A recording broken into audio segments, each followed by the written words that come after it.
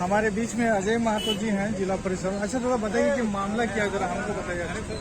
मामला ये है कि हमारे जो यहाँ जितने भी ग्रामीण हैं ये बीसीसीएल के अंतर्गत आते हैं, जितने भी यहाँ दूधा क्षेत्र, लेकिन बिना एनओसी का यहाँ काम किया जाता है।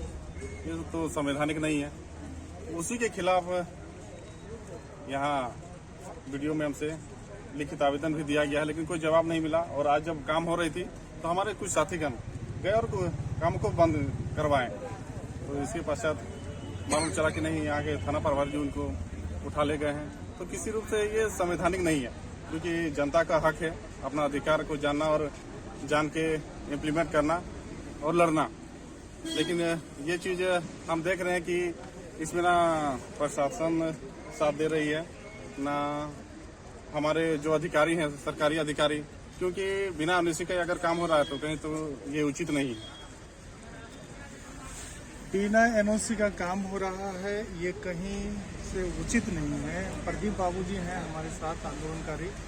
बताइए प्रदीप जी, इस काम को रोकने के लिए क्या उन्हें डीसी को बोलना पड़ेगा? बड़ा चीज है दादा, बड़ा दुर्भाग्य है। अगर सब काम डीसी से किया जाए तो आखिर पदस्थापित थाना और ब्लॉक को बड़ा दुर्भाग्य है झारखंड के लिए, क्योंकि ब्यूरोक्रेट्स जो लोग बैठे हुए हैं वो पूरे झारखंडी को बड़ा मूर्ख समझते हैं। लेकिन अब जो नौजवान लड़के लोग आए हैं ना, वो इंटेलेक्चुअल है, पढ़े लिखे हुए हैं और कानून की बातों को समझ रहे हैं। और उन्होंने कहा कि ये बीसीसीएल का पेरिफेरियल एरिया है, अधिकृत जमीन है, और उस जमीन पे कभी भी जब भी काम होगी तो बीसीसीएल के सीएसआर के फंड के तहत होगा। अगर कोई भी डेवलपमेंट की काम ब्लॉक के मैंने पंचायत के काम उसमें नहीं हो सकते, जिसके लिए टेकलाल जी ने उसका विरोध किया। ऑथेंटिक है, लीगली है। मैं डीसी साहब से आपके माध्यम से, चैनल के माध्यम से आग्रह करते हैं कि डीसी साहब इन चीजों को संज्ञान ले, अन्यथा जो जुआ देख रहे हैं, सैकड़ों नौजवान पढ़े लिखे, ऐसे नहीं कि सारे मूर्ख हैं, पढ़े लिखे लड़के आज आए हुए थाने पे। हम डीसी साहब से पुनः आग्रह करेंगे कि वीडियो मैडम को संज्ञान लेते हुए कि बिना एनओसी के कैसे काम दिया जा रहा है। जब भी कोई काम होती है तो सबसे पहले ग्राम पंचायत का ग्राम का बैठक होती है और ग्राम सभा से उसको अनुमोदित किया जाता है, और पारित करने के बाद फिर उस ग्राम सभा से एनओसी मुखिया के द्वारा वो एनओसी लिया जाता है, जबकि ऐसी कोई प्रक्रिया है नहीं है। प्रदीप बाबू, एक बात बताइए कि अगर बीसीसीएल का जो भी ऑक्युपाइड एरिया है उसमें अगर काम नहीं होगा तो क्या ये मामला खत्म माना जाएगा? अगर काम नहीं होती है तब तो जानेंगे कि हमारी जीत है, और अगर काम होती है तो हम समझेंगे कि पदाधिकारी कहीं न कहीं तब काम नहीं होगी, मान के चलिए, ठीक है जी, तो वो पंचायत में शामिल रहेंगे? नहीं का कॉलोनी, ये बताइए। नहीं, पहला ही गलती है। पंचायत में ये होना ही नहीं चाहिए। पंचायत में ये होना ही चाहिए। बगल में आपकी सेल है, सेल में 14 गांव धनगरी से लेकर जिसपे अभी वर्तमान में मुद्दा चल रही है, वो सारे बीएसएल के एक्वायर्ड जगह में आज भी पंचायत चुनाव नहीं होते हैं, जिनके लिए कितने बार आग्रह किया गया है। यही करके बीएसएल बोलती है कि मेरी ये प्रॉपर्टी है, मैंने झारखंड सरकार, उसमें बिहार सरकार थी, मैंने जमीन को खरीद लिया है। जस्ट लाइक यहाँ भी वही है कि डीबीसी और बीसीसीएल कहीं न कहीं ग्रामीणों के द्वारा अधिकृत किया गया, और उसका डेवलपमेंट, उसका पानी, उसकी बिजली देने का ऑथेंटिक सीएसआर के तहत बीसीसीएल को और डीबीसी को।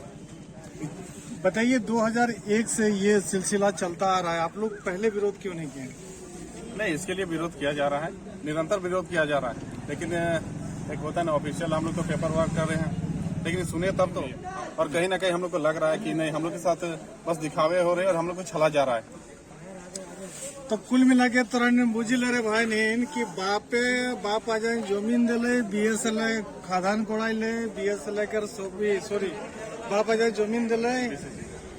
कुल मिला के बुझिल रे भाई नहीं कि बीसीसीएल खातिर हमरा बाप आ जाए जमीन दिले, क्वार्टर बनले, और से क्वार्टर लोग आए तो नौकरी करेला, और वहाँ नौकरी करी बेटा बनी गए मुखिया, इटाओ क्वार्टर टाकू कर देते सामने की कहबे रे भाई नहीं, तो हमरा झारखंड लगे की दादा, ये रकम झारखंड में खोले को मैंने लूटो नहीं, इसको लूट के मैंने तुम क्या खत्म कर देना है, अस्तित्व खत्म कर देना है लूट के।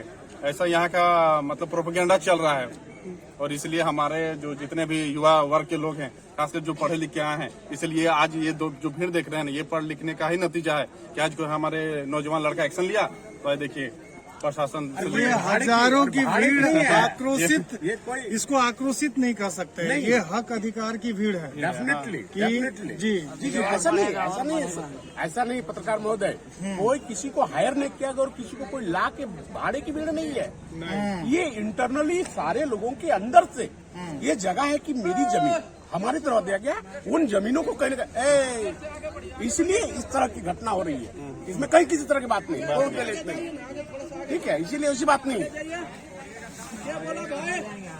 रुको नहीं, उसके लिए ये सब सारी चीजें होती रहेंगी। बस मेरा आग्रह होगा कि कहीं ना कहीं हम लोग विधि व्यवस्था को बनाए रखेंगे। थाना की जिम्मेदारी है, थाना में किसी तरह का बिल्कुल यही बात है। जितने भी हमारे बीसीसीएल के अंदर में जितने भी पंचायत हैं उनको अलग किया जाए और कॉलोनी को अलग किया जाए, ताकि फिर आने वाला दौर में उसको पंचायती के अधिनियम के तहत जितने भी एक्ट हैं वो पंचायत में लागू हो और फिर काम हो।